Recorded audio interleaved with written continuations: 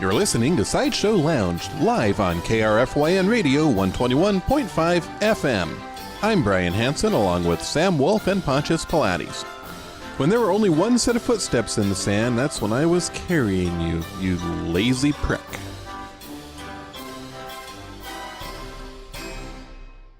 I'm Pontius Pilates. Call me Ponch. And I'm Sam Wolf. As you guys know, I consider myself one of our fine city's most ardent historians, always digging up unusual facts about our endlessly fascinating town. Oh, no. What do you mean, oh, no? Whenever you dig up fascinating facts about the past, they're always racist or sexist or involve the horrible slaughter of innocent people. Or are boring. Well, this time you're both wrong. This story is about as wholesome and interesting as it gets. $5 says it gets horrifying. 10. But it has to make me so uncomfortable that I start crying. Done. You guys knock it off. Did either of you know that for a short time in the early 1930s, our fine city was home to the third largest movie studio in the country? Really? I had no idea. Porn, right? It made silent porn. The kind that when you see it now, you spend the whole time praying you don't see your grandma? No! And exactly how much silent porn do you watch anyway? It's for research. I've got to try and clear my grandma's name. Well, it wasn't porn. They made shorts for the whole family starring a group of ragtag ragamuffins that captured the hearts of moviegoers around the world. You may have known them as the Little Bastards. The Little Bastards? I loved them when I was a kid. Sheriff Wangdoozle used to show them on his cartoon show every Sunday morning. I didn't know they shot those in our fine city. Yep. And it turns out one of the actors who played one of the Little Bastards is still alive and kicking and living right here in town. He's here tonight for an exclusive interview after these messages. I'm a man, and there are two things a man needs to be a man: a large package and a powerful vehicle. Buy Solo! And Chimba Motors Corporation knows how to please a man. That's why their newest piece of hot four-wheeled ass is a cannon mounted on a rocket strapped to the fist of the devil himself. Bisolo! The Chimba Bisolo. It's half bison, half buffalo, and all-explosive kill monster that makes a Sherman tank look like a pansy dancer in pink tights. Bisolo! The Bisolo is a 14-ton pickup with 40-inch chromium-clad wheels, quad exhaust, V60 90.4-liter turbine engine, maxi-bone 23-speed transmission, bacon-wrapped steering wheel, a maximum payload of 80,000 pounds, and a towing capacity of 1.9891 times 10 to the 30th kilograms. All that and an amazing 41 miles per gallon on the highway. Bisolo! The Chimba Bisolo only comes in one color, black, and is powerful enough to drive through the walls of a prison without being damaged in any way. Do not drive through prisons, Bisolo. Bisolo is a man's truck for a man's life in a man's face, and that face is you.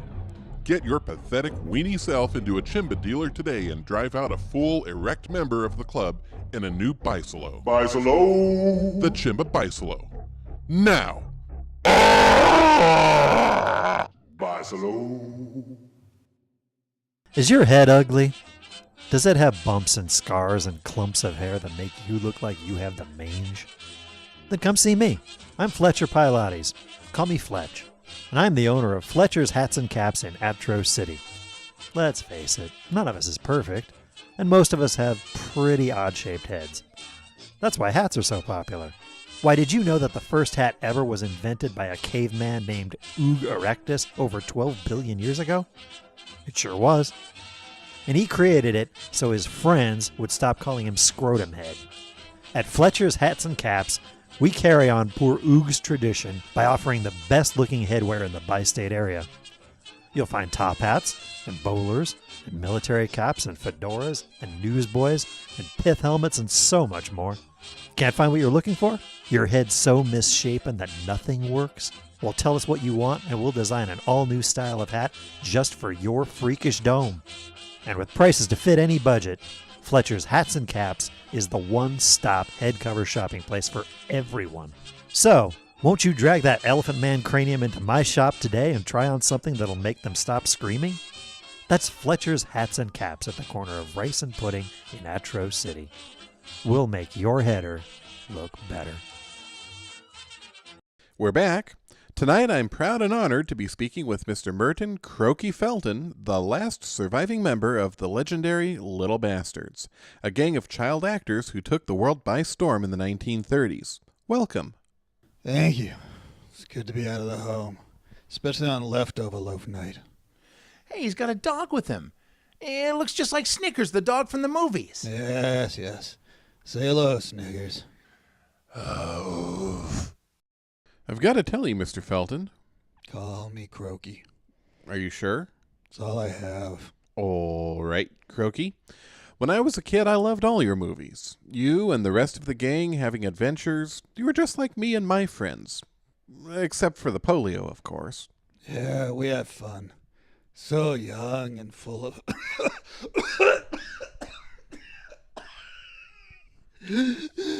life. Sam? Not yet. One thing that always amazed me was how natural you all seemed. I know it's hard to get realistic performances out of children, but you all seemed so genuine, especially in crying scenes. How'd you do it? In those days, there weren't any child labor laws, so they could do whatever it took. First time they needed me to cry, they waited till right before the camera rolled and told me my dog Snickers had died. That's terrible. But it worked. I came a gusher. They couldn't stop the waterworks. How did you feel when they told you Snickers was really alive? No. They realized if I found out Snickers was alive, they'd never be able to con me again. They didn't want to be seen as liars, so they killed him. They what? Afraid so. I went through a lot of dogs when I was a kid. Isn't that right, Snickers 396? Now, Sam? Not quite. Tell me a little bit about your character. Why were you called Croaky? Well, I was smaller than the other kids, but I could do a deep, gravelly voice. It was funny. Mr. Flea... Bert Flea, the producer? Yeah. He used to make me swallow iron shavings before every take and wash them down with lye. Iron shavings? Like I said, no child labor laws. It's amazing I made it past 6, let alone all the way to 89. I'll give you credit, Brian. This is really interesting. Afraid the jury is still out on wholesome, however. We'll be right back after these messages to ask Croaky about all the other actors in the Little Bastards gang. Fucking losers, every last one. Just go to commercial. Hello? Hello, What is your name? Marcella. And tell us about yourself. I'm a spoon. Well, isn't that amazing? See, And as a spoon, what will you be doing here at KRFYN? I have a new show. What kind of show? Music. What kind of music? Spoon music. Like people playing the spoons? See, How long is your show? 5 hours. Well, that sounds just awful. Playing spoons for 5 hours? Commercial free. People will go insane. No, it's good. I like it. Well, of course you do. You're a spoon. I'm a spoon. I just said that. Thank you. Marcella the Spoon on KRFYN Radio. I'm a spoon. Let's swear for a second, okay? Motherfucking damn hell piece of shitbag tomato! Wasn't that fun? And quite the release. But there's something old hat about all these curse words. Hi, I'm Punch Pilates of SideShow Lounge and Strip Night at the Girl Boy Club in Ridleyville. I love to swear. It's fun and helpful when I'm stressed, angry, horny, or just looking at rocks in the woods. Hell, saying a curse word or 3 is good anytime. But like I said, some of the swears we use are centuries old, and we're still using them. I mean, if you had a hooker and she was like 300 years old, you wouldn't still be sticking stuff in her, would you? Of course not. So why are you still saying bad words that the Romans used? Okay, so we're on the same page. I'm here today to introduce a new swear word into the lexicon of so-called foul language. And it's not only new, it's a word I made up. Ready? My new word is farnesocken. Pretty great, yeah? You're farnesocken right, it is. Just listen to how it rolls off the tongue. Farnesocken. What does it mean? How did I come up with it? Mind your own farnesocken business, you swat hawker. That's right, I've got a million of them. But today, it's all about farnesocken. Try it out. It's free. I'm just trying to make the world a better and more colorful place before the comet comes in 2952. So, head out of your Farnasocken house and use my Farnasocken word before it's too Farnasocken late. Farnasocken. It's a word you can trust. We're back with Merton Felton, who went by the name Croaky when he was a member of the Little Bastards. Every kid had a nickname that described who they were, isn't that right? Yeah. There was Kenny Pooper Hutchins, Sherwood Limpy Cullum, Donald Sweetums de Borba, Lorelei Purdy Darlin, Buddy Scoliosis Newmeyer, Durwood Punchy Blotto, and Billy Tobacco Taylor. His name was Tobacco. Is that because he... Chewed tobacco? Yeah. Billy was a good kid, polite. We lost him too young. When did he pass away? Let's see. I believe he died from mouth cancer when he was 8. Sam? No, not quite yet. One thing the group was famous for was showing kids of all races and genders playing together. That was a first for audiences in the 30s. Oh, sure. There was Darky. What? No, he's just always dirty. There was Jigaboo. Whoa! No, that was a dance craze at the time. Totally innocent. And there was Nostrils. That's the one you should gasp at. Oh. Sam, why'd you dump that jar of pennies on the console?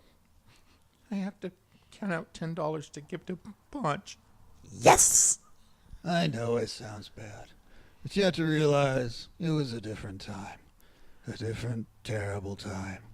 Mr. Flea actually loved the black people. Just like D.W. Griffith. Who? All right. You haven't mentioned the biggest little bastards of them all, Jimmy Stanky McGillicuddy and Dickie Wheatina Spitzer. They were the audience favorites, all right.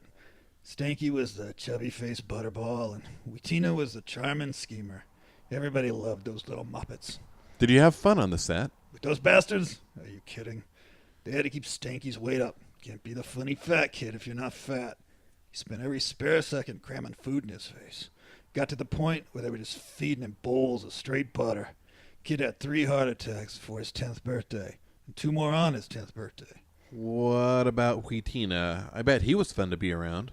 Dickie Wheatina Spitzer was the single worst human being who has ever walked the face of the earth. Come on, he was just a kid. He couldn't have been that bad. When they stopped making the films in the mid-30s, Wheatina tried to join the Nazi Party, but they turned him down for being too extreme. Too extreme for the Nazis? Isn't that like being too slutty for Charlie Sheen? Spent the rest of his life in and out of prison. Think of every horrible crime from the 40s through the early 70s. The Black Dahlia, the Boston Strangler, the Zodiac.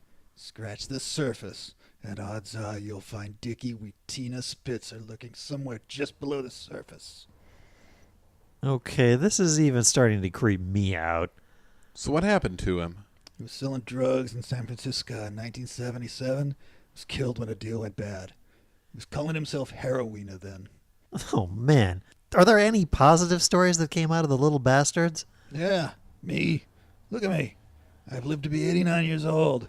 I had a loving wife and 3 great kids, and I can say I was a part of movie history. Sure, I still occasionally pass an iron shaving, but there's a small price to pay. I'm doing great. Woof. My God, Croaky! He's dead. Well, of course he is. Gosh, it's like he said, fellas. We shouldn't be sad. He lived a good long life.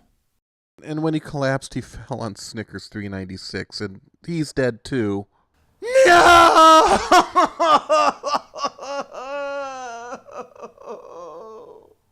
Wow, that dog thing really does work. I'm guessing we're done here. Oh yeah, we're done. I'm Brian Hansen. I'm Pontius Pilates. I'm Sam.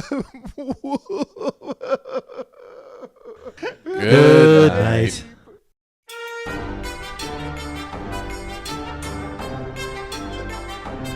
Sideshow Lounge is produced by Hello Cowboy Productions. All rights reserved. Join us next week when we interview Val Kilmer. Hello, cowboy! Oh my god. Stop it.